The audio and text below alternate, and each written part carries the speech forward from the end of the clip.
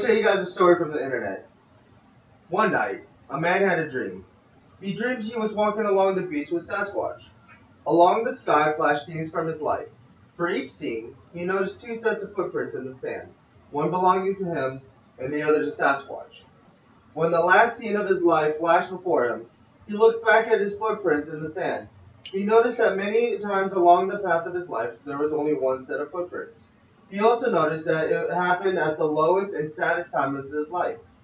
This really bothered the man, and he questioned Sasquatch about it. Sasquatch, he said, you said that once I decided to follow you, you walked with me all the way. But I've noticed that during the most troublesome times of my life, there's only one set of footprints.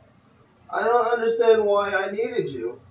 Why I would understand why I needed you the most, you would leave me. Then the Sasquatch turned around and replied, "Ah! Ah!" Welcome back to the Soka Session Podcast. I am your host, Otaku, and of course I have K1 YVE squared. and our returning guest, Sir Ralphie! and Hollow Otaku. Today's topic, we're going to talk about cancellation during Corona and just non-Corona stuff. Cancellations in movies, TV shows, video games, and other sorts. So what I've now noticed that Black Lightning on the CW has been canceled. And on its chopping block is also The Legends of Tomorrow. Now, I have no idea. I think I've only watched about half of season 1 of Black Lightning, and that was it. But I've heard it's a good show. K1, can you clarify more? Yeah, so the thing that really gets me is Black Lightning now is canceled just when they're doing a spinoff of another character. Is it his daughter? I think it's one of his daughters. Let me just clarify to make sure I'm doing the right one. Just like our delay topic, I could definitely and definitively announce that Cyberpunk 2077 has not been canceled.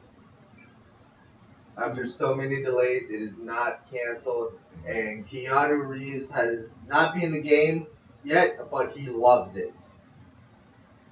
And let's not also forget that literally one of the developers has played 175 hours and has not even beaten the game. That is a good sign for people who are going to get a lot out of this game. But to your previous question, so it's actually going to be Painkiller that's getting the spinoff. That's the start of the spinoff will be through season 4. So the final season will technically kick into the spinoff. Okay. Alright. I'm still waiting on the Canaries and Arrow spin-off show. Which I'm very surprised seeing as Has not been announced or shown. yes, but also that Stephen Amell was willing to give us a season 9 of Arrow due to Corona, but still didn't kick off Arrow and the Canaries, which I'm surprised. Yeah. But yeah, any cancellation you guys are kind of mad about that Corona canceled on you? Listen, man, I'm a huge sports guy, man. You know, my favorite sport is basketball. And when I heard that March Madness got canceled, man, yo, I was heated. I was like, yo, what in the fuck? Like, I honestly can't believe it. And there was also big other tournaments that was canceled. The SEC tournament, the Big Ten, the ACC, and all other major conferences in the nation canceled their tournaments because of the coronavirus. And I was just stupid heated. Also, while I was stupid heated, is that they canceled the Tokyo Games that was supposed to take place this summer. I was looking forward to Just that to too. clarify, you mean the Tokyo Game Show? No, The Olympics. no, The the Olympics. Olympics. Okay. The Olympics. I was looking forward to that because I'm just saying, man, you could just play Mario and Sonic at the Tokyo Olympics. That's basically the same thing. yeah. But you get to be in it because you're not athletic enough to be into the Olympics itself. Exactly. So it's like you're actually in the game. So you know what? I wouldn't complain as much. Yeah, but I was really looking forward to it, especially post Michael Phelps and Usain Bolt because they're two of the greatest Olympiads that has ever existed. Listen, Usain Bolt cannot beat Kevin Hart. It has been a proven fact. He can't. Apparently, Kevin Hart is the fastest man alive. He beat Usain Bolt in a race on the beach. All right, and also Kevin Hart can outbluff Usain Bolt. Bro, It's a proven fact. Bro, that ain't true. I will play the video after this podcast. Hart can like outbluff Usain Bolt any day. I mean, in terms of outbuff, definitely. Plus, he's Outbluff, not outbuff. Whoa, it's the same damn thing. No, it's not. Buff is all about strength. Bluffing is about lying. Yeah, and he's good at lying too. That's what we said. I'm gonna Yeah, need, you said yeah. buff. Okay, like I'm gonna need receipts on that, good sir. I will play it after the podcast. Thank you. But anyway, but it was Hang on. Kevin Hart ran so fast that even Usain Bolt couldn't catch up, and Kevin waited for him to show up, and he's like, and then dived into the finish line. He was just juking him. But anyway, back to the topic. It would be really interesting to see swimming and track and field At the same time. at the same time. Well, post Michael Phelps and Usain Bolt. It would be really interesting to see that. But I was just mad heated because of that. White Square, what else you got mad about, huh? Sorry, not mad. I know you don't get mad as much. How disappointed are you? What thing disappointed you that got canceled? Actually, this one, and it's not because of COVID reasons. All right, so there is this Smash Bros tournament that was about to go live, and it's from the big house, and they usually do the online competitions once a day, in December. And this year they meant to do that online because of COVID. And they used a mod for Melee just to make things smoother. But then Nintendo stepped in and said, nope, that ain't happening. Social media exploded all over. I mean, we're talking about two hashtags that have been trending for a while now. Hashtag Save Melee. Hashtag Free Smash. I don't know what it is, why Nintendo's so against building a scene from Melee. Nintendo hasn't... Nintendo just releases Melee and expects us not to make mods and tourneys out of it. They've been handing out cease and desist like it's candy. It's also because it's their company and you're messing with their original product. You know what I mean? They made this. They're not getting profits from it. So due to the fact they're not getting profits and you're editing their software that they made, of course they're gonna be angry. Yeah, it's literally how companies are. Yeah. You fuck up with their product, they're gonna fuck up you. Yeah. Hence all the cease and desist, all these cancellations. You better not do this or we will sue. Yeah. Okay, for example, the Dolphin emulator exists, and it's better than the emulators that Nintendo used for their Is it the Dolphin emulators for the Wii? Well, it's not exclusively for the Wii, but it handles emulated games better than whatever emulator Nintendo came up with for their 3D All Stars release. Mm-hmm. And yet still, I still I get why they're doing it. It's their thing, and they don't want people modding them. I mean, Nintendo killed Project M years ago, and people were heated over it. Yeah, it's because you're messing with the original product. If Nintendo didn't do it, then they're going to be angry about it. If you make any mod... That's why Skyrim is actually very popular, because the devs, do not care about Mhm. because they added their own mods and people added their mods to it, and they love it. Nintendo's a hard ass about their own games because they love our games, but they're like half with the community, half not, type thing. You Half know, and half. they're kind of half and half with their community That's because the thing. if you look about it, they care about the people who buy it. Yeah. Now they're hard ass on people who stream it and make a profit out of it, without giving them the money back. That's why it's hard to do any videos on YouTube involving Nintendo.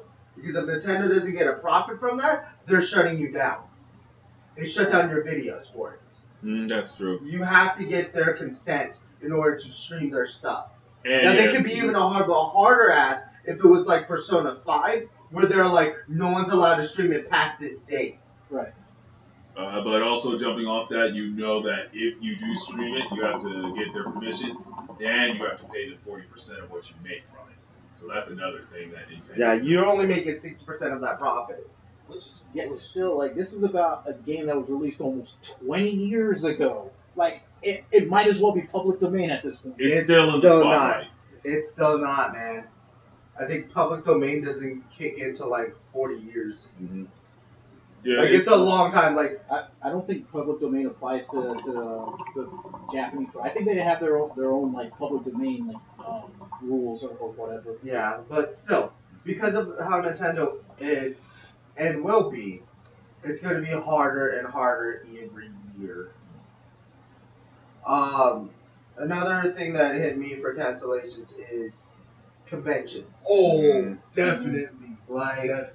MagFest getting canceled. Yeah. I was hyped for actually doing MagFest this year, because fuck it, dude. I'll have a hotel at the Wyndham. I'll have a hookah. My gaming system. I've never stepping foot, but I'll go into the Gaylords and be like, all right, let me go hang out with people Mhm. and shit. And then Katsu got canceled, which was expected. But I'm still going no matter what. I'm just gonna change it to my own little gaming fest, smoking fest, whatever. And I'm at the National Harbor, so I'm gonna get an Elevation Burger. So I don't care. Yeah. But the cancellation of other anime conventions during this pandemic kind of ruins our like whole system of the year, because this is what I look forward to every year. So they canceled Otaku, which I was excited to work for. It was going to do Anime Boston, NekoCon, Anime Central, Anime Expo, just all the anime Anime. conventions. Anime North, Anime Japan. You can list them all, alright, dude? There's a shit ton of them, man. I'm just giving a basic list. Now, Anime Expo is going to take a huge hit from this. Same thing with Otaku, because those are the top 2 anime conventions in the United States. True. And another thing that hit us the most is the E3 cancellations. They actually recounted that and they turned it into Summer Game Fest, which has put E3 on the chopping block, because the rumor is now that seeing as every single company got their own platform this year digitally, that they're saying that they don't need E3 anymore. Yeah. They might even need to pay for conventions anymore. So E3 may have literally died this I'm year. also saying, I know that COVID E3... or not, yeah, go on. Go on. I'll let you go. I'm just going to say... COVID or not, like E3 is like E3 is going to be history. Basically, it's going to be E3's for poop. it's going to be like an asteroid hitting Earth and the dinosaurs for E3. Literally, I see E3 as just a moneymaker. Because all you gotta do is just release trailers. Yeah. And just, you know, Well, put on your website, oh, here's the specs. It's just companies getting extra money just to put their shit out on a bigger screen. well, the thing is, you got to remember that back then, like when But also that E3's there to, you know, you can play their demos like way before anyone else. Yeah. If you got that ticket, you got that ticket. But you can also just send it to any other gaming convention like PAX, any of the PAX. Because I played the Fractured Butthole in PAX Australia before anyone. That shit was fun. I also played Last Guardian before anyone. Yeah, but like jumping off that, remember back when E3 was early, what was the one thing people remember it for? Smash.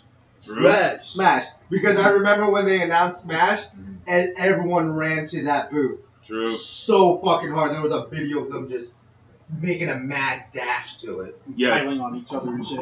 Yes, so, but also the thing was, back then, only people of the press in gaming, like, media could get there. It wasn't until later they actually opened E3 to the public. Now, when they opened E3 to the public, that's when it got, like, mainstream and the full thing. Because I won't lie, I didn't know what E3 was till literally G4 took me inside E3. That's when I actually learned what E3 Not was. physically. Well, yes, but like, I have to clarify, not physically. K1 has never been to E3, just only saw it on the screen. Like the rest of us. like majority in of this room. people. I said like the rest of us in this room. Right, just saying. Like, we don't know who else is watching this that actually did. If you've been to E3, good job. Good for you. If you've been to E3, give us a like and comment down what year you went to. Yeah. But, like, the thing was, when people started going and opening E3 to the public, that's when it really took off. That's when it was, like, all more about the gaming fans than just the games itself. It was actually more of an actual gaming convention and actually saying, yeah, we're letting gamers come in. We're not just going to let press come in. We're going to let gamers come in, try it, and then, you know, that's when it got really hot. Because then if you got the press playing it, Well, they yeah. have their own bias, and they're not going to, they're like, oh, this is going to be good, this is good, this is good, this is good, and never give a bad review because they got into E3. You So know? they're just trying to, up more profit up. Everything's about profit nowadays anyway. Which is why capitalism is a bitch. True. But, like, honestly, who has ever made a bad review out of E3? Like, I've never seen anyone come out and say, this was the Listen, worst ask trailer. Karen. Karen. Ask Karen. Karen. Whoa, wait. Karen made it to E3 before any of us? No, the ones that are like, video games cause violence. Yeah. E3, and I must say that My kids are disgusted at it. kids are listening My to kids Kidz did Bop. not play this game. This is Video horrible for their futures. They're Hey, shut up. My kids are listening to Kidz Bop right now. You need to apologize. You need to apologize. Excuse me, but I'm one of you two. Where's We also the agree E3 that manager? I'm No. gonna go speak to them. All right. So just jumping back to what Weisper was saying about the Smash tournament. So another tournament that got canceled, which really was a piece of COVID's fault, but then some bullshit happened. Evo. So one thing that most people forget is that Evo was actually supposed to happen, but they were going to make it online. Now, minus what everybody was saying about, online, it's going to be laggy, there's going to be nothing, you're going to have to win with an asterisk. They were willing to do it online, which I commend them. Then the whole shit with sexual assaults came out with some high-ranking players, and even the head of Evo came out, and every company said, nah, we're not touching this shit, we're out. July was one hell of a month. Yeah, July was a hell of a month. Because Y Square told me about the story involving the top Smash players in the world. Mind you, we're comparing them to like the LeBron James, the Kevin Durant of like the national of the NBA. And when he told me about this shit, even I couldn't believe it. They couldn't believe it. Even my brother, he couldn't believe it either because they were loved. They were, inspirations for like future Smash players. And now that they found out that there are some pedophile motherfuckers, man, I'm like, damn. I feel so bad for the Smash community because of that shit, man. Yeah, honestly, after that came out, the Smash community got blacklisted hard.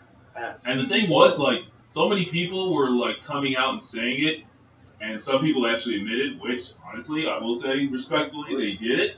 They actually admitted to it, and they're not going to try to do that bullshit of,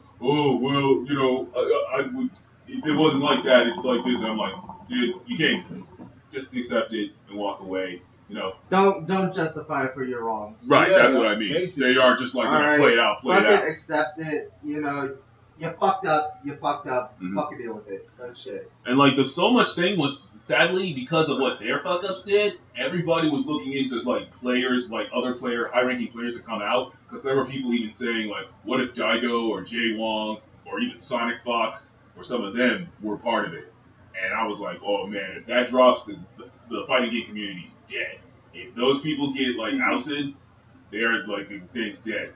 Which we 100% do not tolerate any kind of sexual assault or any way of shit. No. No. And No. speaking of, hang on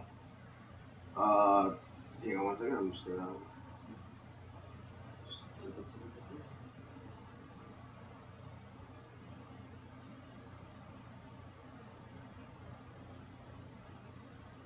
Okay.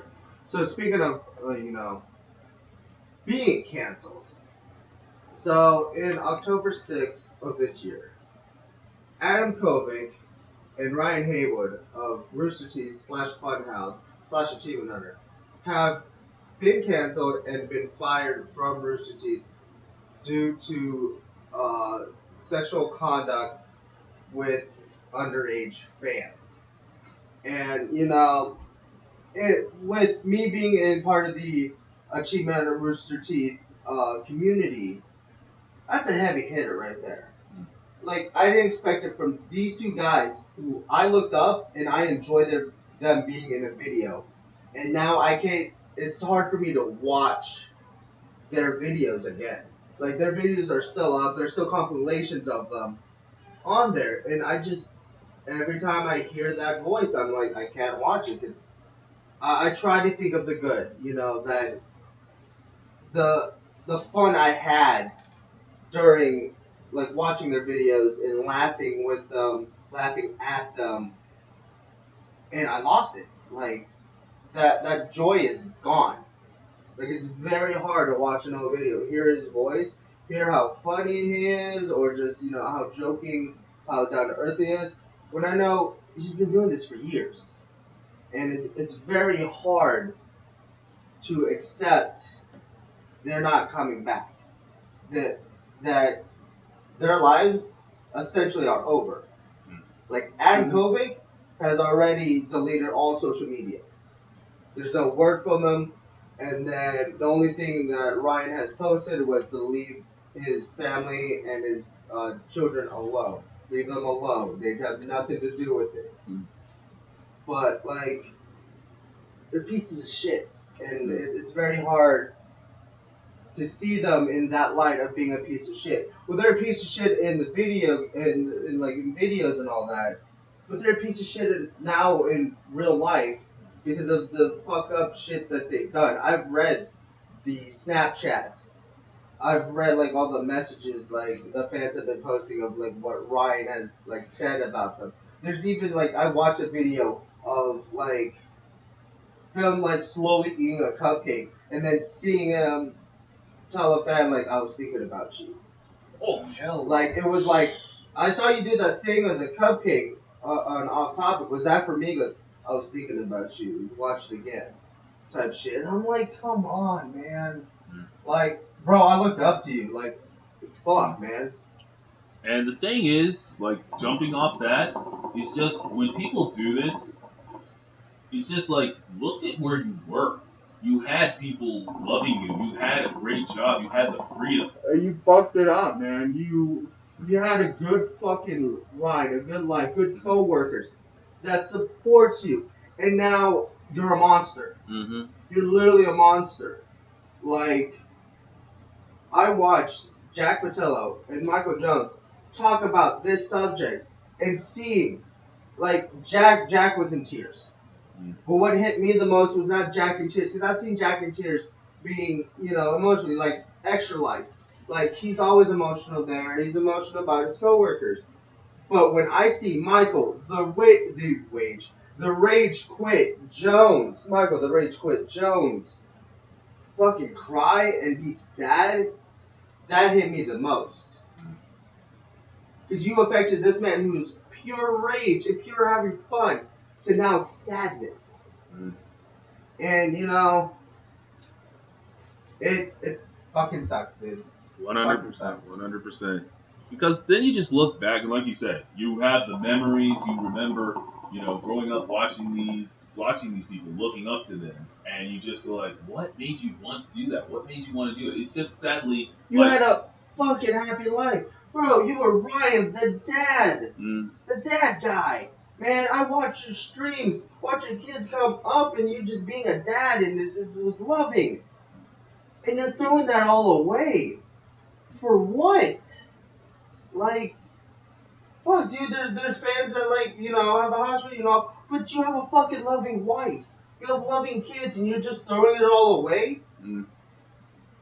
Like, shit, dude, this is before COVID happened. Right. Like, damn, man, don't you fucking throw your life away. For nothing. You had a good fucking job where people want to be where you are. 100%. You fucked it up. You fucking fucked it up, dude. It's gonna be hard for the community to bounce back.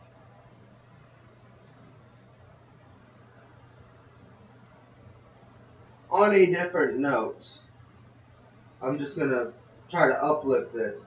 Due to conventions being canceled, at least some of them are doing a virtual convention. Yeah, exactly. And, you know, like, Rooster Teeth has their RTX. They canceled it this year, but they did a virtual one where they still have the panels and lets us know about things, and it was good. Now, COVID's going to be here for a long last while. Mm-hmm. It may be another 2 years. Minimum. But Yeah. for real, guys, if you want cancellations to stop, fucking get your shit together. Start wearing a mask. Social distancing. No more than 10 people in a room. Alright? If you have COVID, be quarantined. I can't stress this enough. Alright? For a person who had COVID allegedly for 1 day, dude, dumb. Mm-hmm. Alright? And on that note, guys, thank you so much for coming to the podcast, listening in. Sorry for the bit of emotionalness of the last bit of it. But thank you guys so much. I'm Otaku. And as always, guys, keep moving forward. We'll see you in the next video. Janin. Also, shout outs to Snoop Dogg for being the OG on Oh, the commentary of that boxing match last night. Snoop Dogg, be a color commentator. Hey, you gotta be got that. commentating for basketball. Plus, Nate Robinson got wasted in GTA style. Listen, man. If Snoop Dogg does basketball commentary, I need that one guy there to be with him. The famous line, and boom goes the dynamite. Later, guys. Later, man.